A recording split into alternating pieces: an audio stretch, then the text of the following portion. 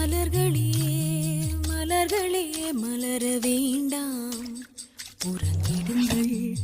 அவசரம் எதுவுமே இன்று இல்லை, ஓய்விடுங்கள் என்ற தோழனை அழைத்து வந்து தேநீர் விருந்து கொடுத்து விட்டு வம்பு செய்திகள் சுவைத்துக் கொண்டு சிரித்து முறைத்து விருப்பம் போல வாழ மலர்களே மலர்களே மலர வேண்டாம், உறங்கிடுங்கள். அவசரம் எதுவும்